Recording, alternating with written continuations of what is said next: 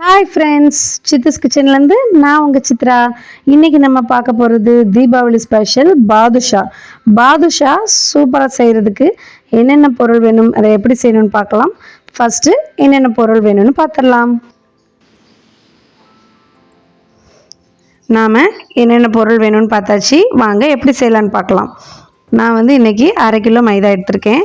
கொஞ்சமாக சமையல் சோடா எடுத்திருக்கேன். நீங்கள் இதுக்கு பதிலாக 1/2 கப் தயிர் கூட எடுத்துக்கலாம். இது சேர்க்கும் பொழுது நமக்கு நல்லா பாதுஷா சாஃப்டாக வரும். நெய்யும் அது மாதிரி தாங்க. கொடுத்துருக்கிற மொத்த அளவும் நெய்யே இருக்குது என்கிட்ட அப்படின்னா நீங்கள் நெய்யை மட்டுமே ஊற்றி செய்யலாம். இல்லை என்கிட்ட எண்ணெய் மட்டும்தான் இருக்குன்னா எண்ணெயை மட்டும் ஊற்றி செய்யலாம். நான் அதில் கொஞ்சம் இதில் கொஞ்சம் சேர்க்குறது எதனாலனா நெய்யோட ஃப்ளேவர் பாதுஷாவில் நல்லாயிருக்கும். அதனால் மிக்ஸ் பண்ணி சேர்த்துருக்கேன். இப்போ கொஞ்சம் கொஞ்சமாக தண்ணி விட்டு இந்த கட்டிலாம் இல்லாமல் ஒன்று போல் பிசைஞ்சு எடுத்துக்கணும். நம்ம புரோட்டாக்கெலாம் எப்படி நல்லா சாஃப்டாக பிசைவோமோ அந்த பக்குவத்தில் பிசைஞ்சு மாவை சாஃப்டாக கொண்டு வந்துடணும்.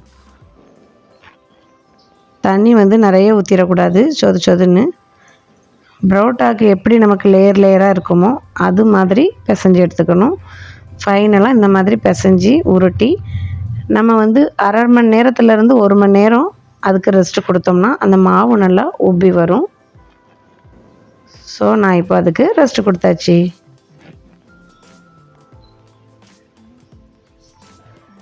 இப்போ நம்ம ஊற வச்ச மாவை ஓப்பன் பண்ணி பார்த்தா இந்த மாதிரி லைட்டாக உப்பி இருக்கும்.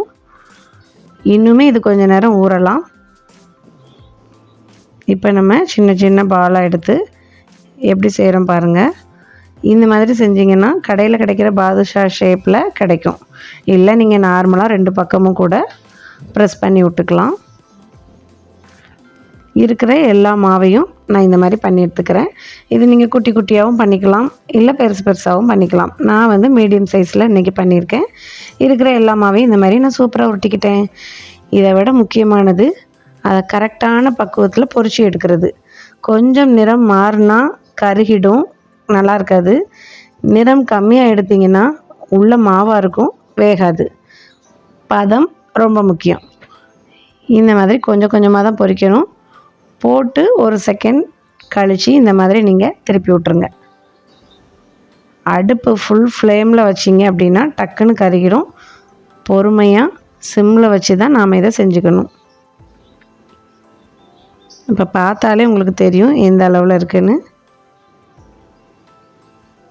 மாவு கனம் கம்மியாக இருந்தால் மட்டும்தான் நமக்கு இந்த மாதிரி எண்ணெயில் மிதக்கும். இல்லை நீங்கள் ஒழுங்காக ஊறாமல் பண்ணிட்டீங்கன்னா பாதுஷா அடியில் எண்ணெயிலே முங்கிடும். இப்போ நமக்கு பாதுஷா கலருக்கு அழகாகவே வந்துருச்சு. நாம் இதை ஒரு பிளேட்டுக்கு எடுத்துடலாம். அதே மாதிரி இந்த சூடோடு எடுத்து அப்படியே நீங்கள் சீனி பாகில் சேர்க்கக்கூடாது. கொஞ்சம் நேரம் இதை ஆற விடணும்.